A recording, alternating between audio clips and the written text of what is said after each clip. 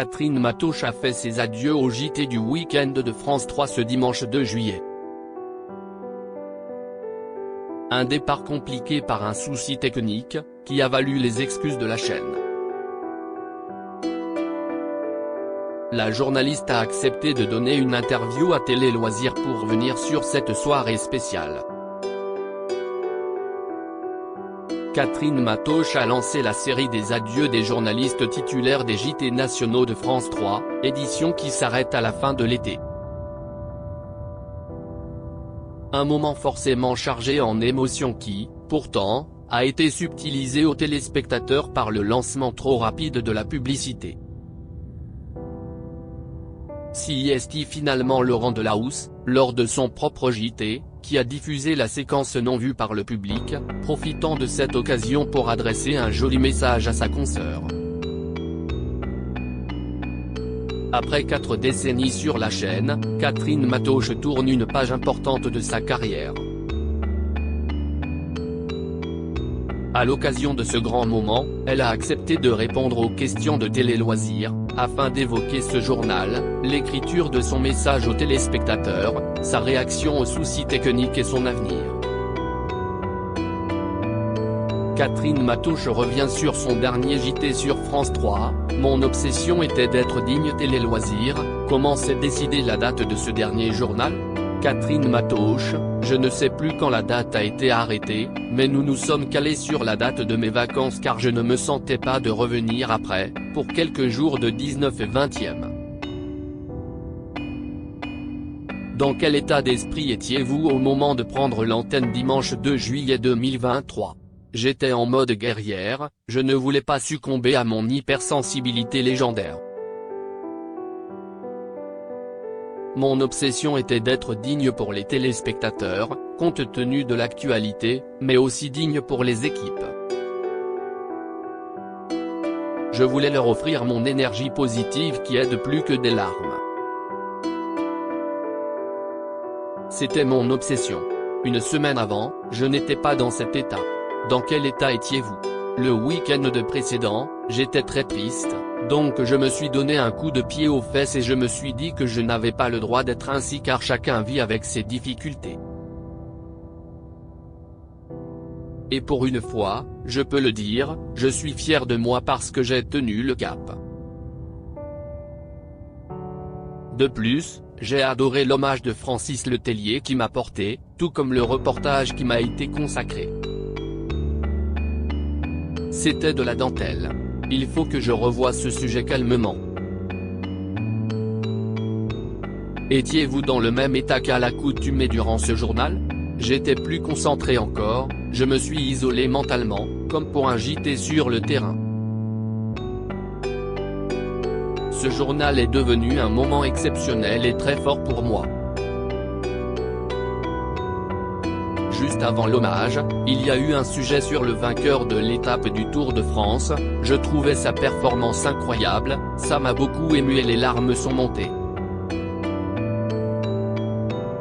Là, je me suis dit qu'elle devait redescendre tout de suite. Cette victoire française a failli me faire basculer, rire. Avez-vous longtemps hésité sur la dernière phrase de votre mot adressé aux téléspectateurs ?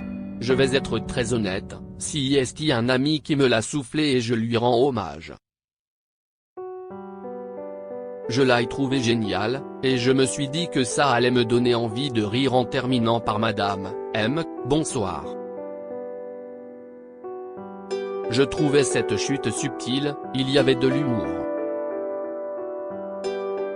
Ce qu'il a dit m'a aussi beaucoup ému, Catherine Matoche très touchée par le message de Laurent Delahousse sur France 2. Ce mot de fin a été écrit à la dernière minute. Je l'ai écrit dimanche dernier, pendant ce week-end où j'étais tellement triste. Le dimanche, entre midi et 2, j'étais seul dans mon bureau et je me suis dit, allez. Jusque-là, je n'arrivais absolument pas à l'écrire. C'était plus facile pour moi de m'y atteler au bureau que chez moi, j'étais dans le bain, imprégné par l'atmosphère des lieux. Comment et quand avez-vous appris ce qu'il s'est passé lors de votre discours ? Sur le coup, je ne l'ai pas su, on me l'a dit après. C'est le directeur de l'information, Alexandre Cara qui m'en a parlé et qui a tout de suite eu l'idée de diffuser la partie manquante sur France 2, chez Laurent Delahousse qui est mon voisin de palier à la télé. On a une glace qui nous sépare et souvent on se faisait des petits coucous. C'est quelqu'un que j'apprécie, sa sensibilité me touche. Ce qu'il a dit m'a aussi beaucoup ému. Il m'a offert un joli bouquet, il a été très élégant. Être confraternel, c'est tellement important, on a besoin dans cette société où les gens se détestent de plus en plus, d'être solidaire, fraternel, bienveillant, ça rapproche. Finalement, j'étais ravi que la partie manquante soit lancée par lui, je trouvais que c'était un joli signe. Quelle a été votre première réaction, de la colère ou de la tristesse? Je peux être exaspéré pour d'autres choses. Mais là, j'étais tellement dans le bonheur de partager ce moment avec tout le monde que j'étais dans le moment présent. Cet incident était déjà un moment passé. Je suis resté dans le présent et j'ai eu le plaisir de regarder en direct le 20h de Laurent Delahousse au moment où nous étions tous réunis pour un pot. Ce sont des erreurs, les accidents font partie de la vie. Une fois que c'est fait, on passe à autre chose. Les projets de Catherine Matoche pour la rentrée, j'ai plutôt envie de diversifier mes activités. Vous évoquiez dimanche 2 juillet de nouvelles aventures qui vous attendent. Pouvez-vous nous en parler? Je suis journaliste et je le reste. Ce goût des autres me reste chevillé au corps. J'ai envie d'explorer d'autres domaines, me diversifier, pourquoi pas aller voir du côté de la radio. J'adore ce média. Mais je suis dans le temps présent, là, je suis en vacances et lorsqu'elles prendront fin, je vais voir. J'ai plutôt envie de diversifier mes activités. Je vais continuer aussi à me consacrer à la peinture et l'écriture. Quel souvenir gardez-vous de cette dernière semaine mais aussi de vos 40 ans à France 3? Durant cette semaine particulière, j'ai fait plusieurs déjeuners avec des amis, des proches qui m'ont chargé en humanité. Cela m'a fait beaucoup de bien. Même si j'avais le nez dans le guidon, ces derniers jours, j'ai particulièrement eu besoin des autres, même si, comme je vous le disais, je reste plutôt une solitaire.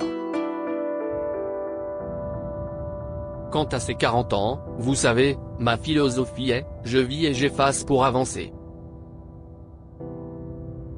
Je ne suis pas dans la nostalgie.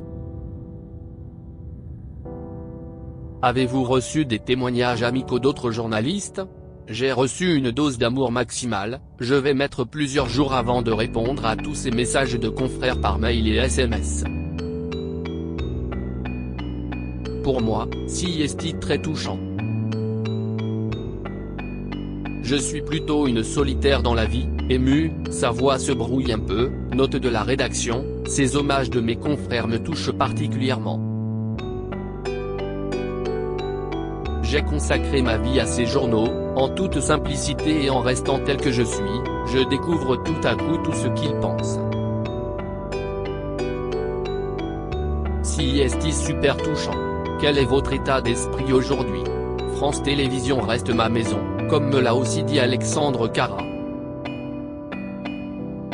Je me sens apaisé et rechargé en énergie. Ce sont des moments rares. Je pense aujourd'hui encore très fort à tous ceux et celles qui ont contribué au succès des éditions nationales de France 3. Je n'oublie pas.